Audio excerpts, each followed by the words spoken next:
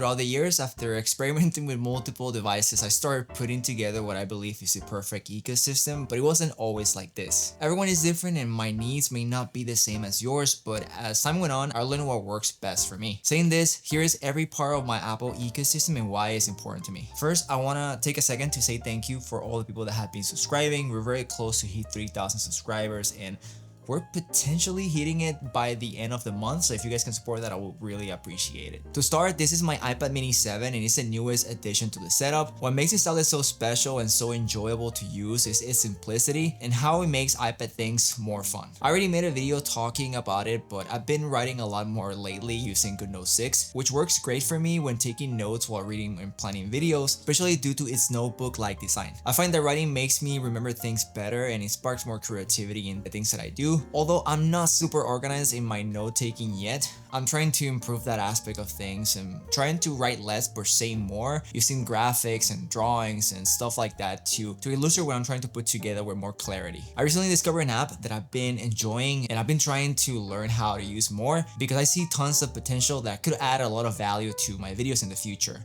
This app is called Rough Animator. You guys probably have heard it before. And before continuing, I want to be very clear that I'm not a professional. I'm a noob in these things and drawing specifically, and I'm getting the hang of it in this app, and basically it makes the whole animating process as easy as possible for people that are getting into it or people that are professionals because it has quite a decent amount of tools, and for the price, because it's a paid app, it's actually really nice and it's worth buying just to play with and just see what you can create. But yeah, the iPad mini 7 is great, and from everything mentioned in this video, it's probably my most used device as of now. Next, we have the AirPods Max with USB-C, and they're basically the same as the old ones. The ones that I have here are the Starlight color, and they're my everyday headphones for everything besides the gym. I personally cannot understand how some people use the AirPods Max for the gym. I mean, they're so big and the fabric, when you sweat, it gets so dirty. I personally wouldn't recommend that, but who am I to judge? Just use what works good for you. Build quality is also great, although a bit heavy for some people, but I personally find them quite comfortable, and more importantly, the ear cup is big enough to wear them for long hours, and if they get dirty or worn, as I said before, you can just clean them or replace them if they get too bad. But honestly, they're not cheap, so I highly recommend to take care of them as much as you can, because $70 for ear cups is quite wild. The sound is also really good. I love listening to music and shows here, occasionally even playing video games, since its noise cancellation makes gaming and doing stuff like that a little bit more immersive, especially if you're traveling and trying to space out in a place that is really loud. I haven't tried the new Sony XM6, but coming from the XM5, I can tell you by far that the AirPods Max Type-C, or the regulars to be fair because they're the same, are superior in sound and noise cancellation. The XM6 might be better, but I'm just not sure because I haven't really used them. But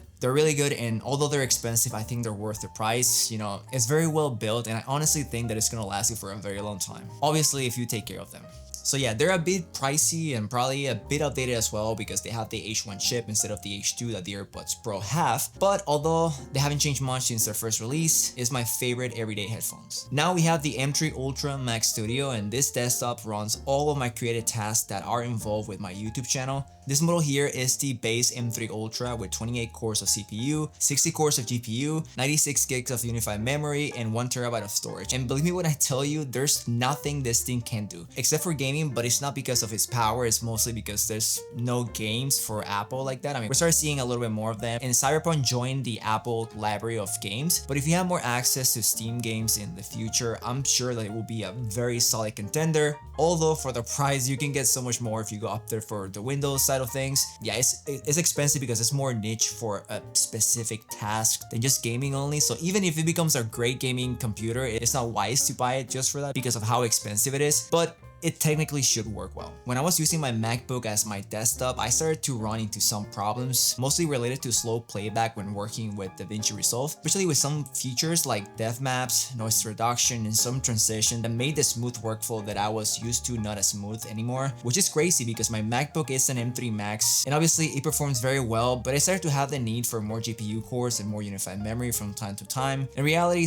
export times don't really matter too much because the project is already done at that point, and typically Usually at this stage, I step away from my computer to breathe after so many hours of work. Saying this, where the M3 Ultra becomes valuable to me is when working, not after. I like to experiment with my videos and trying different things here and there, and there's nothing better to editing in a very smooth timeline where you can see your ideas come to reality in a, in the best way possible, because you can just go back and forth, see if something looks good, change it in the spot instead of having to render in place to make things, load properly. That's why I love the M3 Ultra. It's not a necessity. I could have been alright with the M3 Max and kept using it for many years to come, but I really wanted that, what you can call luxury of having an extremely smooth timeline at all times. And yeah, that's my excuse, but it's really good and I love it. And I think that if you're in the editing space and you use similar things like me and you see those struggles happening in your MacBook, I think that a Mac Studio could solve those issues for you. But again, you have to consider if it's really worth the investment just for that. For me, it was, but maybe not for you.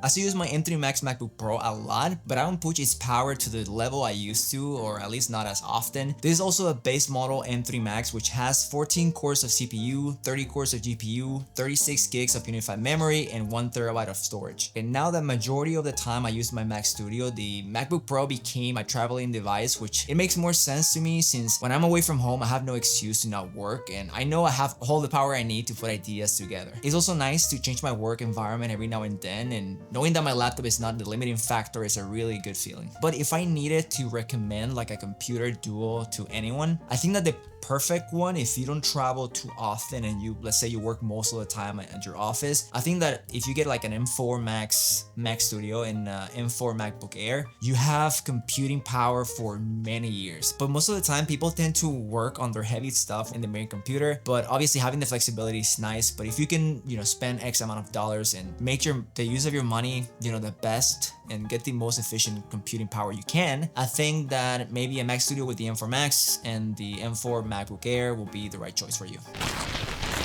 Now we're going to talk about the best monitor that in my opinion is the best monitor for Apple user, which is the Studio Display. We all know it's great, but if there's something I will change, it will be the camera. No matter how you look at it, it sucks. But OBSBOT has a very good looking accessory to solve this problem. This is the Meet 2, and it's a very compact camera that takes all the great things of your Studio Display to another level. The first thing you notice is how well it matches that Apple aesthetics. However, it's not just about looks. This camera has a beautiful 4K resolution sensor with an aperture of f1.8, which in other words means it has great low light capabilities without the noise you get with the native camera of this monitor. One of the coolest things it has is gesture control. If you raise your palm, it'll track you as you move in your space, which can be very practical during meetings. And when you're done, you can repeat the gesture and it goes back to its default view. The same thing goes for the zoom gesture. And I personally find this one very useful when discussing products with other people. The auto framing is also really good since you don't have to be centered to the camera to have a proper view on the video. And if someone joins you, the AI will do its magic to fit everyone into the frame without the need of pressing anything. The same goes if you want to change your view mode from landscape to vertical to fit the platform of your choice. And I get it, privacy is extremely important to me as well. So instead of getting those slider stickers or using bad adhesive to cover your camera when you're done, you can simply magnetically attach this cover to your camera and you're good to go. So if you're interested in trying the Meet 2, check the link in the description below, and thanks you OBSBOT for sponsoring this video.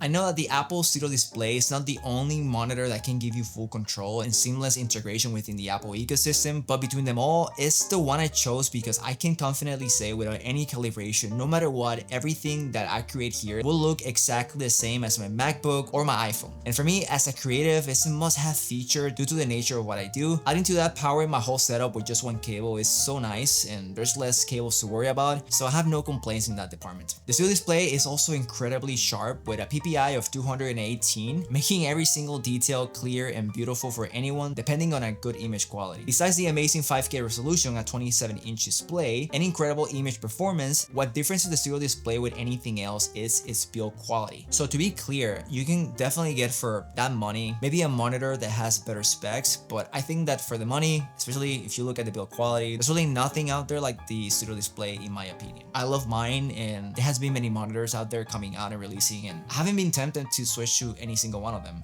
So that tells you something from someone that tries a lot of tech, but it's really good. I think it's still worth it, but it's important to keep in mind that we will likely see a new one soon.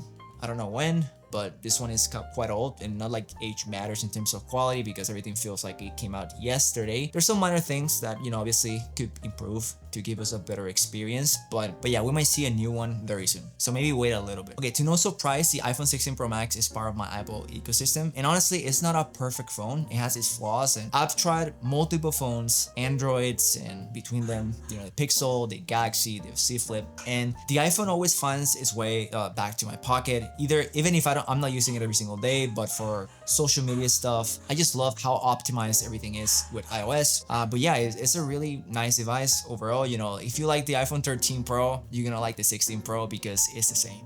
The 17 Pro seems promising, but we have to see what features are very specific to that device come out to be, and if they're actually worth it for majority of people. But yeah, I will talk a little bit more about that when it comes out, and I'll let you guys know. But yeah, my iPhone is basically the brain of the operations at the studio, feeding content to all of the other devices. AirDrop for me is crucial, along with all the fun features as copying data with my phone and pasting it on my MacBook and vice versa. And even when you have Android with a MacBook Pro, local send is a good alternative using all of those features, but at the moment I prefer the native functionality of AirDrop. I've been using the phone caseless for some time now, and the durability of it impresses me every single day. The titanium frame is basically in perfect condition, and the screen has a few scratches here and there, but I'm confident that they have been there from the first few months of use. I honestly love the feeling of a caseless iPhone, but for some reason I always scratch them in the same places, and I do not have keys in the same pocket. Obviously I always have them by themselves, but yeah, I need to pay more attention to that. Although it doesn't really bother me too much, is something that just happens every single year. Performance wise, nothing that I've tried get close to it in software optimization and speed on their high performing tasks besides the S25 Ultra, but they're basically neck and neck in most things. From this list, this is my oldest device, the AirPods Pro 2. This is the Lightning version, and it has been with me since they first released, and it shows. My AirPods are always in some pocket anywhere I go, and I tend to use them the most when walking my dogs or when I'm at the gym. They're definitely due for an upgrade, but from the leaks that I've seen, it seems like we're gonna see the new generation of AirPods this September, so I'm super excited for that because they're a device that I really use super often, especially when working out, and to me that's something really important, and I'm really curious how they're gonna make them better because right now the noise cancellation is really good. Audio, I have really no complaints. I know they're expected to have some health features, but I'm not sure how that will look like, so again guys, just stay tuned and you guys will see everything about them in the channel. As a content creator, I get the opportunity to try many devices that I love. Some of them I still use as I'm not exclusively using Apple products, but it's the only complete ecosystem that I own. And although I know other companies have comparable products that also interact incredibly well together, I like to stick to what works for me. However, I would love to know how your tech ecosystem looks like. Maybe it's more leaning towards Samsung, Google, or maybe something completely different. Feel free to let me know in the comments. Anyways guys, thank you so much for watching this video. I have a lot of things planned coming soon. We're gonna have Pixel content, we're gonna have iPhone content, and many other things are planned later down the line. And I appreciate all the support that you guys have given me so far. Again, thank you so much for watching the video, and I'll see you guys on the next one. Take care. Bye. Tonight I'm gonna take you out and live the dream.